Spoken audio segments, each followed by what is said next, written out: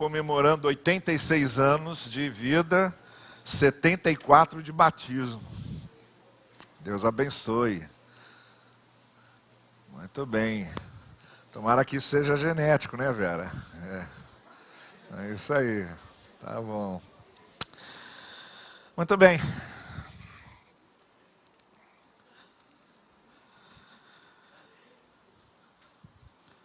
Esse ano é um ano especificamente muito especial para a nossa igreja, né? Nós estamos comemorando os nossos 85 anos. E o pastor, que não tem 80, de apresentar os visitantes, né? Estão me acenando lá de fala. Então a gente quer apresentar os nossos visitantes. Eu vou pedir que aqueles que estão nos visitando e dando uma grande alegria para a gente tê-los aqui, os nossos recepcionistas, o pessoal do acolhimento tem algo a lhe entregar, então fique em pé para que a gente possa deixar com você nosso abraço. Os nossos recepcionistas vão deixar uma lembrancinha com vocês. Quem estiver aí... Muito bem, como eu dizia, 85 anos da nossa igreja, e eu achei muito importante, e é daí porque a minha palavra dessa manhã, abrindo esse novo ano, e falando muito especialmente do tema que nós escolhemos para 2024, iguais a Jesus. Parece algo muito óbvio, muito básico. Parece um lugar comum. Desafiarmos a igreja a que sejamos iguais a Jesus. Mas não. É lugar comum, é óbvio, é recorrente, mas não acontece de modo tão fluido. Nem mesmo a consciência de que devemos nos tornar cada vez mais semelhantes ou igual a Jesus, nem a consciência ela acontece assim de maneira tão fluida e tão concreta. Muito menos os nossos atos e as nossas posturas. A impressão que eu tenho é que em vez de nós nos aproximarmos cada vez mais da semelhança com Cristo, estamos no caminho contrário. Estamos cada vez mais distantes dos seus propósitos, dos seus desafios, e do seu convite para que, ou, se somos discípulos de Jesus, e se seguimos Jesus, o objetivo não é outro, senão fazer de nós cada vez mais parecidos com Jesus. Não há outro objetivo. Então, todo mundo que se diz discípulo de Jesus, ou pertencente ao corpo de Jesus, tem diante de si algo que é inegociável, que não tem do que escapar e que faz parte da sua identidade mais fundamental: parecer-se cada vez mais com Jesus, tornar-se cada vez mais semelhante a Ele, ou, como igreja, sermos iguais a Jesus. Esse é o desafio. Por isso esse tema nesse ano, e por isso algumas coisas que nesse primeiro culto do ano, nesse nosso primeiro encontro como igreja, nesse início de celebrações dos 85 anos, eu considero indispensável dizer. E começo baseando a minha palavra num texto, que pretendo voltar a ele outras vezes, mas que diz o seguinte: aqueles que de antemão conheceu, também os predestinou para serem conformes à imagem de seu Filho, a fim de que ele seja o primogênito entre muitos irmãos. Ou, em outras palavras, aqueles que fazem parte do plano e do propósito de Deus foram chamados para se parecerem, para deixarem que sejam como exemplo e referência. É isso que Paulo está falando aqui. Há questões aqui que exigiriam muito mais tempo do que o que eu tenho aqui para trabalhar esse texto, como a questão, por exemplo, de Paulo dizer: nós fomos chamados de antemão, fomos predestinados. Essa questão de predestinação, então, é um troço doido, que cada um diz uma coisa, e a única coisa que eu posso dizer para vocês é o seguinte: 90% do que falam sobre predestinação não tem nada a ver com o que Paulo falou. Tá bem? Tem a ver com o que Calvino falou, tem a ver com o que Agostinho de Hipona falou, mas nem sempre tem a ver com o que Paulo estava falando. Eu já tenho dito aqui para vocês que cada vez que eu abro um texto bíblico, eu estou falando com mortos. Eu estou perguntando para esse morto: o que você quis dizer? O que você escreveu aqui? Você não está mais aqui para me explicar. Você morreu, já foi. E como é que eu vou saber exatamente o que ele quis dizer se ele não está aqui para me explicar? Então é aí que entra o trabalho de interpretação do texto. Eu não sou um fundamentalista que ama a Bíblia como um marido diz que ama a esposa que ele espanca. Fundamentalista diz que ama a Bíblia como o marido que diz que ama a esposa e a espanca.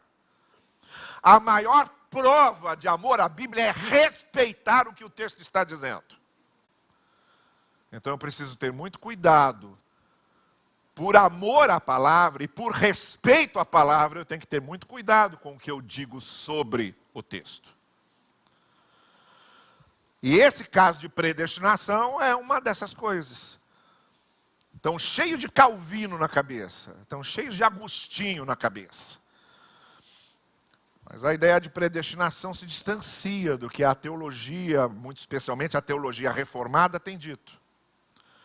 Nesse caso aqui, eu disse que eu vou voltar a esse texto outras vezes, vou ter mais oportunidade de falar sobre isso. Mas nesse caso aqui, só para servir de base para o que eu estou dizendo hoje, o que Paulo está falando sobre predestinação é o seguinte: não somos obra do acaso, só isso. A nossa redenção não foi acaso, foi plano de Deus. Cristo nascer não foi acaso, foi plano de Deus. Cristo fazer o que ele fez não foi acaso, foi plano de Deus. E a morte e a ressurreição de Cristo não foi acaso, foi plano de Deus. O fato de nós termos salvação pela graça não é acaso, é plano de Deus. Isso Paulo repete em Romanos inteiro, falando para um grupo de judeus na igreja de Roma, que já era uma grande igreja nesse tempo. Não é à toa que a igreja romana é grande hoje. A igreja de Roma nesse tempo já era uma igreja expressiva, com um bispo respeitado. Tanto que Paulo escreve para Roma, pedindo o apoio deles, porque ele queria chegar à Espanha como missionário. E sabia que precisava do apoio de Roma.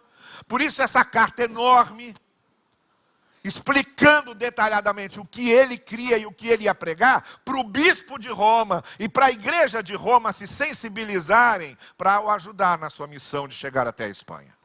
Por isso é tão detalhada, é o respeito que Paulo tinha pela igreja de Roma e a necessidade de que eles entendessem o que ele estava pregando para poderem dar fica. O cumprimento da lei judaica não serve para salvar. O que nos salva é a redenção de Cristo. Aí ele diz assim: vocês vão me perguntar, mas o que a gente faz com a lei? Como é que Deus, então, faz tudo aquilo e agora salva pela graça? Aí é que Paulo diz: é vontade de Deus. Deus quis fazer assim. Deus não quer salvar pela justificação da lei. Ele quer salvar pela graça. Ele não quer selecionar quem cumpre a lei. Ele quer salvar todos. E aí Paulo diz, e ainda bem que é assim. Porque se Deus resolvesse salvar os que cumprem a lei, quem estaria salvo? Quem ama a Deus acima de todas as coisas, toda hora, todo tempo?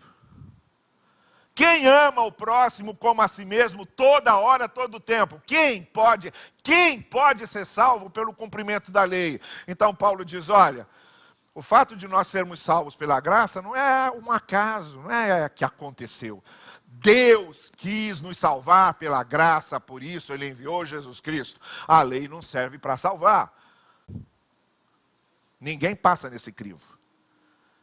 Ninguém passa nesse funil. O justo do Salmo 1 é Jesus Cristo. Quem que consegue ser justo como no Salmo 1, naquela perfeição toda? Só Cristo foi. Ele é o justo do Salmo 1. E aí Paulo diz, a gente é justificado por Ele, porque Ele é o justo e a gente é colocado atrás dEle. De maneira que Deus, quando olha para a gente, já não vê mais a gente. Ele vê Cristo. Tempos antes que o tempo existia, Deus já era.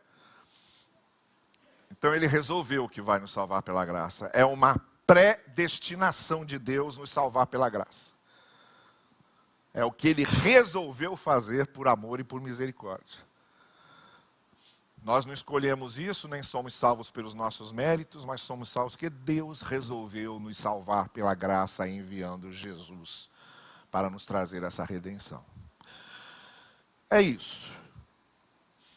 Então Paulo está dizendo que predestinação é esse querer de Deus para nos salvar, só que aqui ele está acrescentando uma outra coisa. Ele está dizendo, olha, e faz parte também desse querer de Deus, faz parte desse plano da redenção, nos parecermos com Jesus. Por isso ele diz, olha, aqueles que foram chamados pela graça, nós, a quem Deus predestinou que fôssemos salvos pela graça e não pela lei, nós que fomos agraciados pelo fato de que Deus resolveu que não é a lei que será o critério, mas a graça, nós que nos beneficiamos com isso, não recebemos esse benefício de modo passivo, nós recebemos de modo ativo, porque faz parte do plano que então aqueles que foram alcançados pela graça sejam transformados gradativamente em pessoas que se parecem, sejam transformados mais e mais e mais com Jesus. Fomos chamados, estamos nessa história da graça, do perdão, da redenção, do corpo de Cristo, da fé, da vida cristã, do discipulado. Por quê? Porque o grande objetivo, a grande meta é fazer com que cada vez mais nos pareçamos com Jesus. Não é um sentimento para sentir. É um novo rumo. Nós nos parecermos cada vez mais com Jesus. E como eu dizia, parece básico, parece lugar comum, mas não é. Não é mesmo. Antes fosse. E antes fosse compreendido tão bem assim. Mas ao longo desse ano, nesses 85 anos da nossa igreja, e na maneira como nós vamos desenvolver esse tema, iguais a Jesus, nesse ano de 2024, ao longo desse ano, nós estaremos firmando as ênfases do nosso calendário, do nosso trabalho,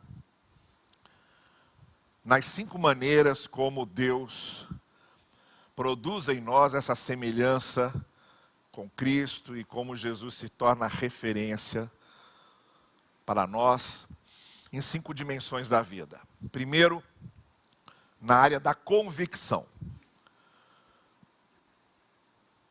nós vamos aprofundar nossa fé, amadurecer nossa fé, entender o que cremos, compreender quem é Jesus, compreender o lugar de Jesus na nossa vida, porque para nos parecermos com Jesus, precisamos conhecê-lo, precisamos ter vida de devoção, comunhão com Deus, conhecer a palavra de Deus, tudo isso faz parte da convicção.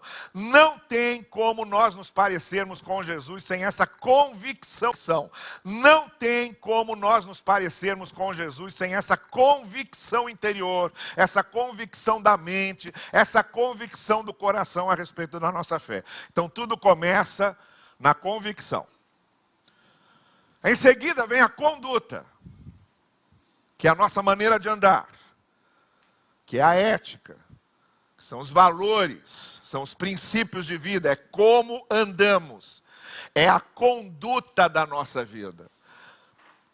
É a nossa arma com Cristo sem que isso se reflita diretamente nas nossas ações. Então tem a convicção, tem a conduta. Vamos repetir? Convicção, conduta. Fiz bem facilzinho, que é para guardar. Esse processo mnemônico, para guardar facilmente. Vamos lá de novo. Convicção, conduta. Muito bem. A terceira coisa, convívio.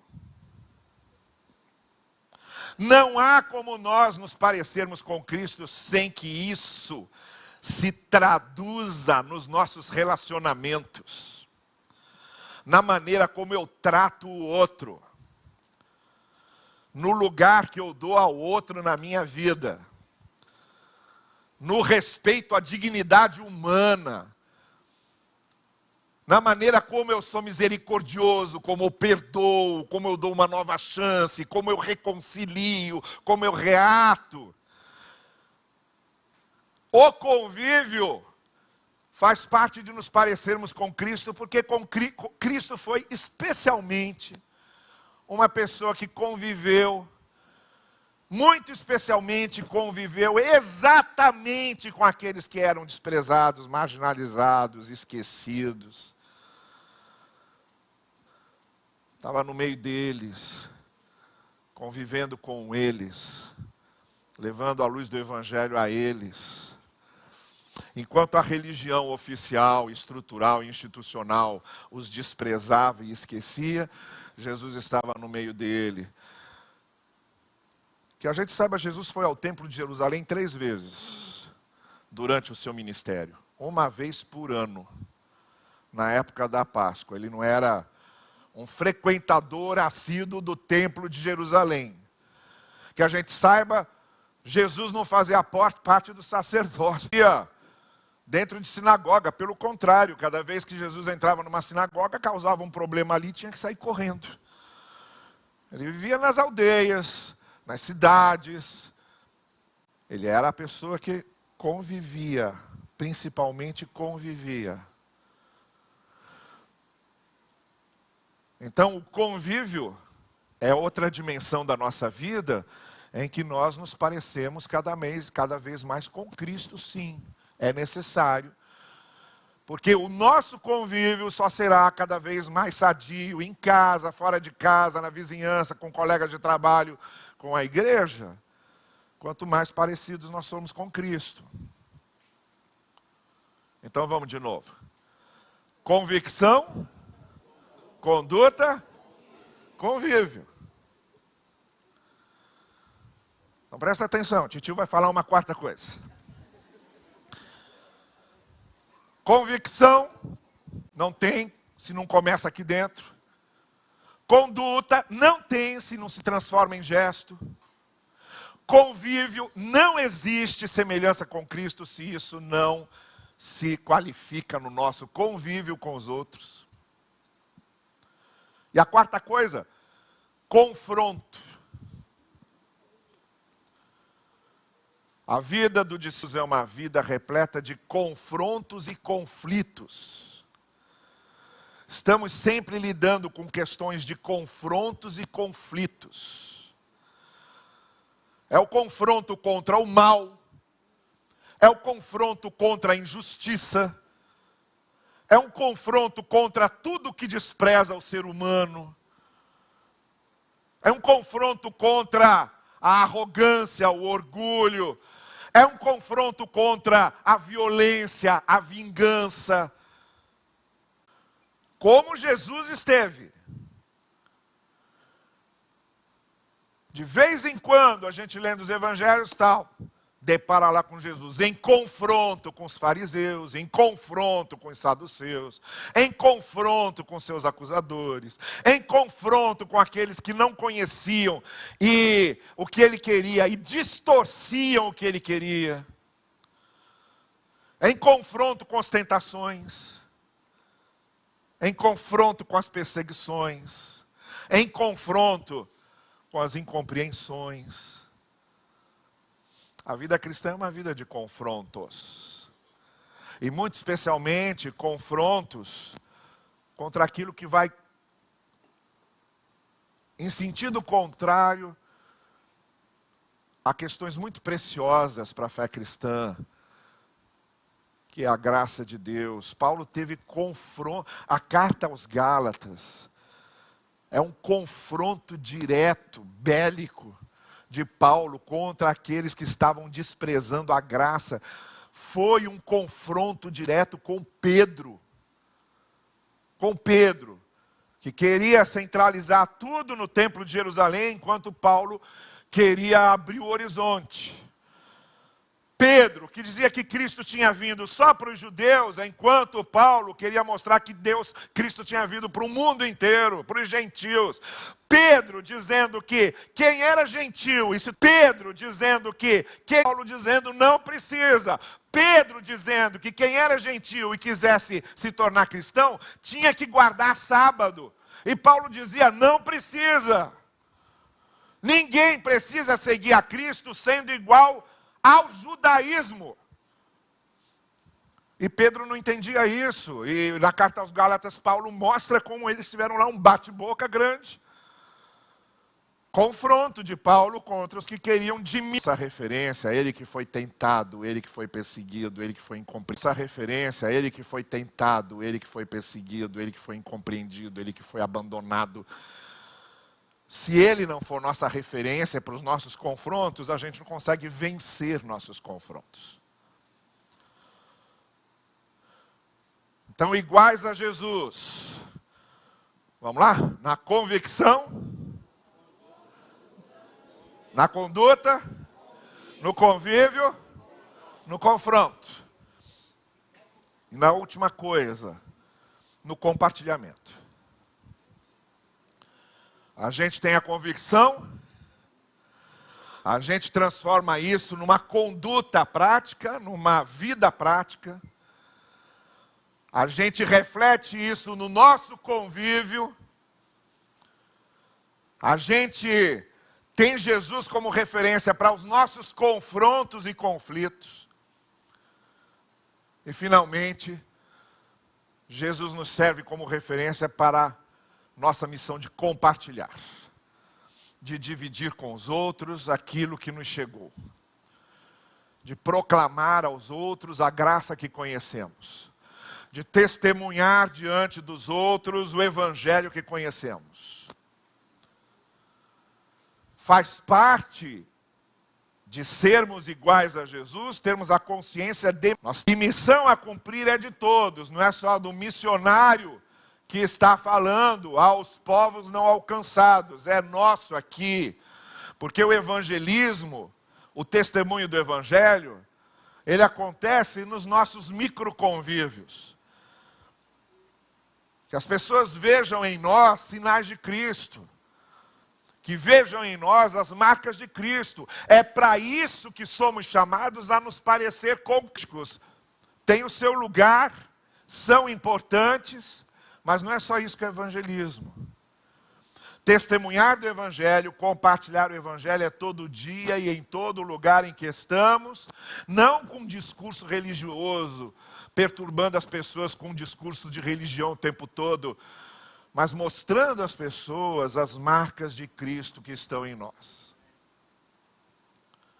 Mostrando às pessoas que tem alguma coisa diferente em nós, e essa coisa diferente que há em nós é a presença de Cristo. Por isso, desse ano de 2024, nesses 85 anos da nossa igreja, nós queremos ser iguais a Jesus. Aperfeiçoar, aprofundar, ampliar, ressignificar cada vez mais isso em nossa vida. Tanto na nossa convicção, quanto na nossa conduta, quanto no nosso convívio, quanto no nosso confronto, quanto no nosso compartilhamento.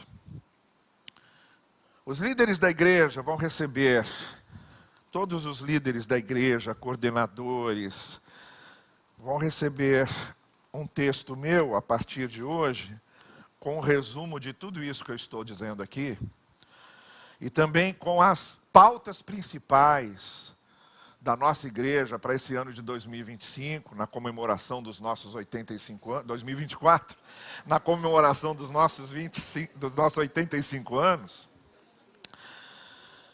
Mas eu queria adiantar para vocês, em cima do que é que nós vamos estar trabalhando como igreja que quer ser igual a Jesus nesse ano. Vocês sabem que nós temos núcleos, parecermos com Cristo em tudo isso, precisamos de uma igreja equipada para isso. Então, nesse ano de 2024, nós queremos dar ênfase muito especial ao programa do discipulado da nossa igreja. Eu fui pregar agora no final do ano, nos 20 anos de ordenação do pastor Osíris, que foi quem implantou o programa de discipulado da nossa igreja, que até hoje dá frutos. A grande parte dos batismos que a gente faz de pessoas que vêm discipuladas aqui e que nossa coordenadoria de evangelismo conduz isso de maneira muito boa. Temos discipuladores aqui que são referências de vida. E como isso é importante na vida das pessoas serem discipuladas. Então, para aumentar a convicção das pessoas, a gente quer aprofundar esse programa de discipulado, treinando mais gente, alcançando mais pessoas. Queremos fortalecer os grupos de comunhão, esses pequenos grupos onde a gente desenvolve nosso convívio, nossa convicção, onde a gente amadurece na fé. Outra coisa que faz falta é uma maior consciência de sobriedade do nosso comportamento individual, de como precisamos ser sóbrios no Evangelho, na nossa conduta, no nosso comportamento, e também a consciência de solidariedade social coletiva, como a gente se preocupa tanto aqui na nossa igreja em fazer, atingindo a comunidade com essa solidariedade. Nossa igreja tem feito isso em ajuda alimentar e outras coisas, mas muito especialmente nos cursos, na educação que a gente está dando para a criançada aqui do bairro, para os jovens e adolescentes do bairro. Essa consciência de solidariedade vai ter que ser ampliada, não é? Bem a ideia mulher.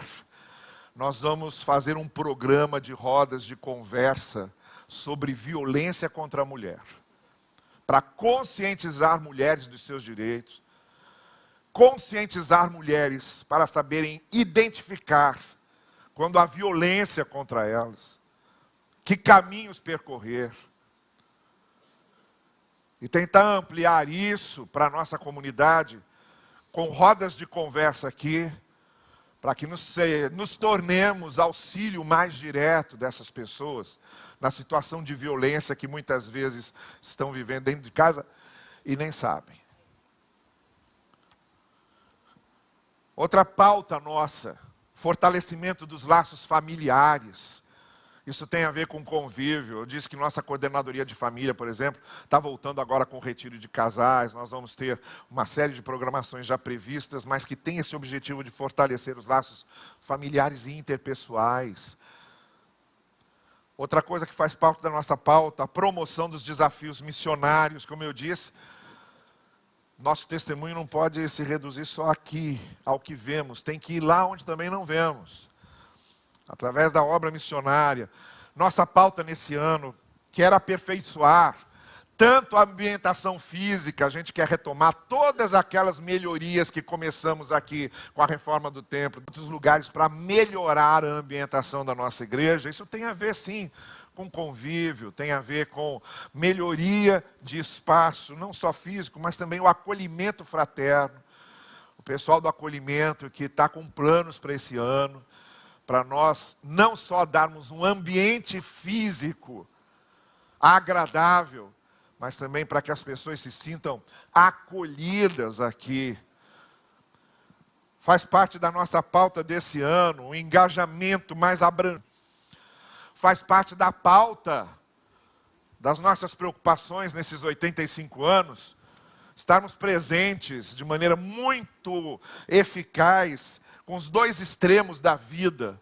Um cuidado muito especial com as nossas crianças. Estão começando os primeiros passos da sua vida, mas também com a outra ponta, o pessoal da terceira idade, com quem nós já trabalhamos há tanto tempo, temos um trabalho tão bem estruturado e que queremos ampliar. Feliz é a igreja que cuida bem das suas crianças, que cuida bem dos seus idosos, que está cuidando dos dois lados da vida. Faz parte dessa pauta da nossa igreja, claro, para o sustento de tudo isso. Para que possamos fazer tudo isso, um chamado muito sério, muito adulto, para a nossa participação financeira, de maneira responsável, fiel e generosa. Eu digo de maneira responsável porque é o seguinte: se isso aqui não fosse um templo batista, fosse uma paróquia católica, também aqueles que participam da paróquia e que desfrutam do que a paróquia faz, têm a responsabilidade de ajudar no sustento. Se isso tem a responsabilidade de ajudar no sustento. Se isso aqui fosse um templo budista, fosse um templo da Seishonoye, os frequentadores sabem que têm a responsabilidade de manter ali, de participar financeiramente. Se isso aqui fosse um terreiro, os frequentadores desse terreiro também sabem da responsabilidade que têm para manter o terreiro, dar essa responsabilidade de participação financeira. Além de ser uma participação responsável, uma participação fiel no sentido que essas contribuições precisam ser repetidas mensalmente, sistemáticas, consecutivas. Porque as nossas despesas são mensais, são sistemáticas, são consecutivas, porque temos um orçamento com essa previsão de investimentos e gastos. E generoso. E aqui entra o grande diferencial. Porque uma pessoa pode ser responsável e ser fiel, mas por medo do inferno. O Evangelho nos ensina que a única oferta que chega a Deus, aceitada por Ele, é a oferta que vem de um coração generoso, que faz isso não só porque é responsabilidade, não só porque é uma questão de fidelidade, mas por pura generosidade. Para expressar a sua generosidade. Capítulos 8 e 9 de 2 Coríntios, que é a melhor exposição que temos no Novo Testamento, em que Paulo desvincula: ó, isso aqui não é lei do Velho Testamento. Isso aqui não é lei de Moisés, isso aqui é coração do Evangelho, é coração da graça.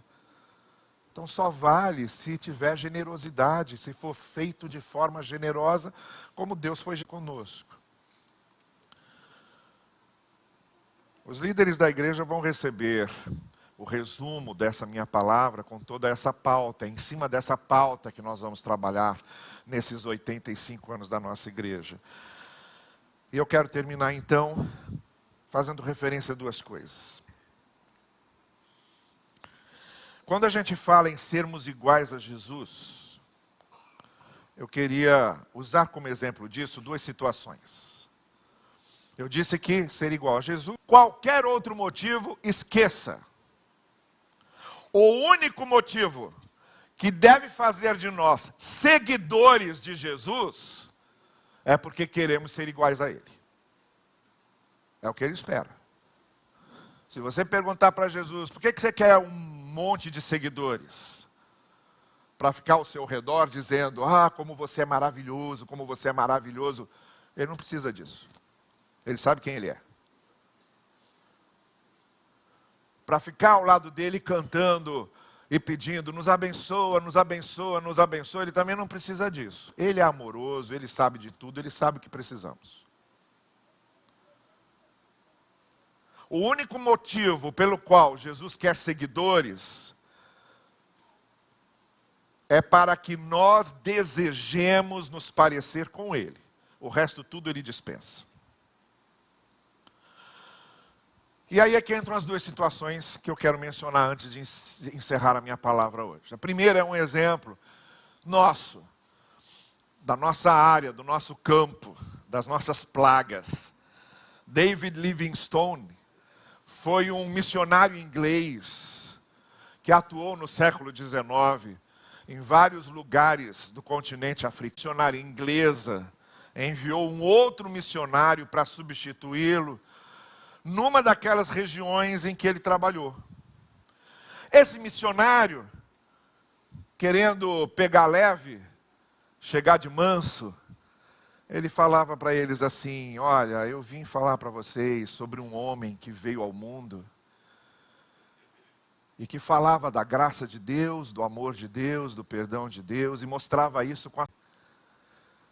Ele começou a falar do David Livingstone para esse missionário novo. É bem a ideia de que os grandes replicadores de quem foi Jesus somos nós, sou eu e você. Somos os replicadores de quem é Jesus. As pessoas vendo em nós as marcas dele. Agora, o segundo exemplo que eu quero dar não faz parte das nossas plagas. As pessoas que me conhecem bem já sabem que eu não me contento em ficar falando de coisas nossas, porque há muita ação de Deus também fora dos nossos territórios. Mas eu quero falar do Mahatma Gandhi, um líder hindu, que em 1948 levou a Índia à sua independência. Até então a Índia era colônia britânica.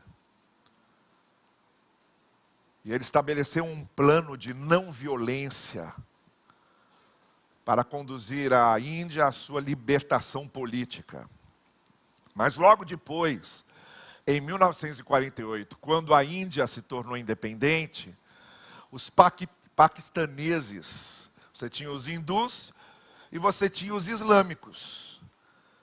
Os islâmicos queriam uma pátria só para eles, os atuais paquistaneses. Houve lá uma guerra civil entre os hindus e os islâmicos. Nada, preste bem atenção nisso que eu vou te dizer. Nada nesse mundo causou tantas guerras quanto religião. Nada, nada. Nem ambição, nem imperialismo, nem roubo de outras terras, nada, nada. Nem colonização, nem exploração. Nada causou tantas... ter o apelido de grande alma.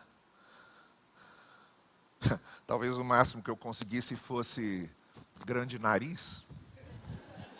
Alguém ter o apelido de grande alma. Olha que coisa bonita. Pois o Mahatma Gandhi era hindu, mas estudou na sua juventude. Ele fez o curso de Direito na Inglaterra. E na Inglaterra ele teve contato com cristãos. Uma das coisas, por exemplo, que o Mahatma Gandhi dizia é que podia-se perder a Bíblia toda e se sobrasse só o Sermão do Monte, o mundo ainda teria material suficiente para ser bem melhor do que era. Então ele vinha com esse impacto da mensagem de Jesus na sua vida, e quando ele, por exemplo, estabelece o programa de pacificação para conseguir a independência da Índia sem reagir à violência, sem aderir à violência, mas com movimentos civis pacíficos, ele dizia sempre que ele se baseava muito em Cristo e naquilo que Cristo tinha ensinado. Com a eclosão da guerra entre hindus e paquistaneses e islâmicos, um indiano e diz para o Mahatma Gandhi o seguinte: Mahatma, um islâmico acabou de matar meu filho, torceu o pescoço do meu filho até a morte. Como é que eu devo reagir a isso? Eu não sei quanto a vocês, mas eu não vejo nada tão parecido com os ensinos de Jesus do que essa resposta que Mahatma Gandhi deu. Por isso que eu disse, ser igual a Jesus parece fácil. É fácil na teoria. É fácil na doutrina. É fácil no papel. É fácil na Bíblia aberta. É fácil na letra de hino. É fácil na letra de cântico. É fácil ser igual a Jesus. Mas a proposta de Jesus é que sejamos iguais a Ele na vida e nas relações cotidianas em que estamos. Irmãs e irmãos, nossa igreja chega ao ano dos seus 85 anos de existência. Com certeza, não há nenhuma melhor maneira do corpo de Jesus celebrar aqui na Praça Seca a sua existência por 85 anos, do que o corpo de Jesus desejar e se empenhar em ser efetivamente cada vez mais parecido com Jesus. Mais parecido com Jesus. E que o Senhor nos abençoe nesse propósito. Amém. Eu queria encerrar com a gente cantando. O pessoal do louvor vai vir aqui, mas eu não queria que a gente só encerrasse e fosse para as nossas classes de EBD, não. Isso aqui não é um discurso, isso aqui é um convite, isso aqui é um chamado. Isso aqui é uma responsabilização. E nós não podemos sair daqui sem que nós... Isso. Então eu queria convidar você a que no final desse culto você responda com um grande sim a Jesus, dizendo a Ele: sim, eu quero ser igual a você. Sim, eu quero me parecer cada vez mais com você. Sim, eu quero que meus atos sejam cada vez mais parecidos com você. Com os seus atos, com a sua maneira de viver, com a sua maneira de tratar as pessoas, com a sua maneira de reagir, com a sua maneira de conviver, com a sua maneira de agir e de fazer. Eu quero ser cada vez mais parecido com você, porque nada mais justifica o fato de eu estar seguindo a você, se não for para ser cada vez mais parecido com você. Eu estou perdendo tempo na vida, se eu estou sendo discípulo de Jesus, para continuar parecido comigo, para continuar sendo o que eu sou e fazendo o que eu faço. Que a nossa caminhada como discípulos e corpo de Jesus, ela de fato tem